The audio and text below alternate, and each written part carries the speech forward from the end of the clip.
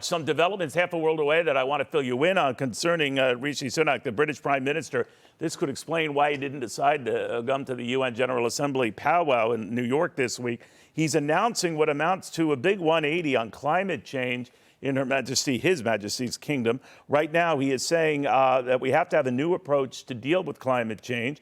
We need sensible green leadership. It's not right for the government to interfere in people's way of life.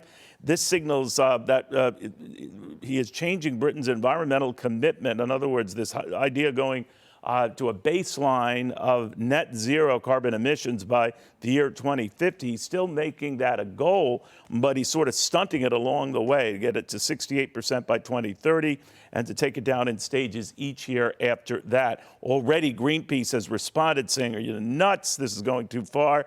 That UK's policymakers are making fools of themselves by reversing a commitment it made to all the British people. So the battle is on.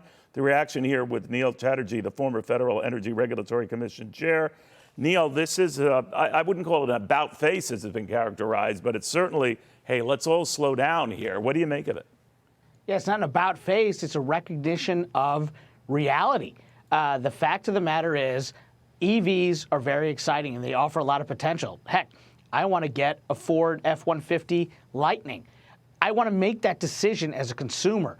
The challenges that the Prime Minister is having, the challenges that the Biden administration are having right now is that they are trying to force consumer behavior through policy, through subsidies, through mandates. And that's just the wrong approach, and that's why you're seeing this reversal. So what does it mean for electric vehicles here? If you think about these strikers, who are now walking off the job, they want better pay, better money, and a lot of that comes from the strong sale and the money made on the fossil fuel-powered cars, not yet on the EVs that have proven to be a money loser for the big three.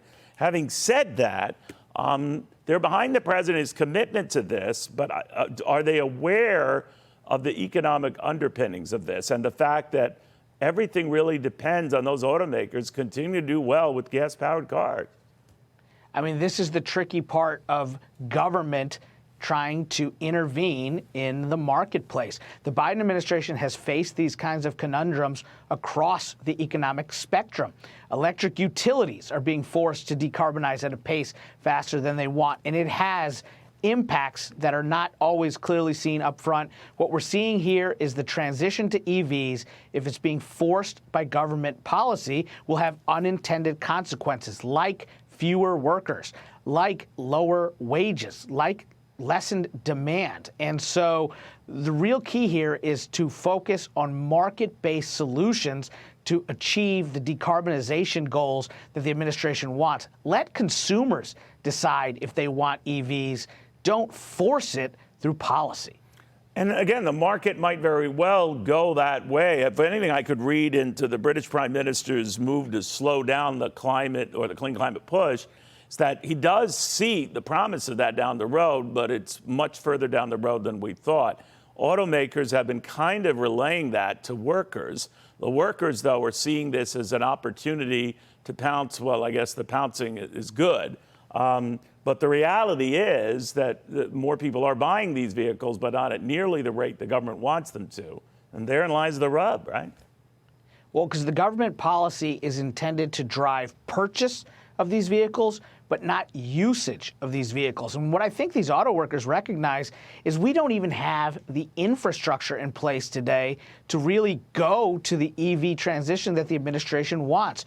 Where are you going to plug these things in if you live in a big city, if you live in a rural community? How are you going to ensure, if you want to take a long-distance trip, that there will be vehicle charging stations available to overcome the range anxiety that a lot of consumers have expressed concern about? There's just a lot of unanswered questions here, and it seemed like the administration's approach was to shoot first and worry about the consequences later so they could get the bumper sticker heading into 2024 that they pushed for a clean energy economy. Indeed, the commitment is there, but as you accurately pointed out, Neil, it's now being tempered with the reality. They can't move that fast. That's at least happening in Britain already. Some of that might be sinking in here. We'll watch closely, Neil. Thank you for joining us.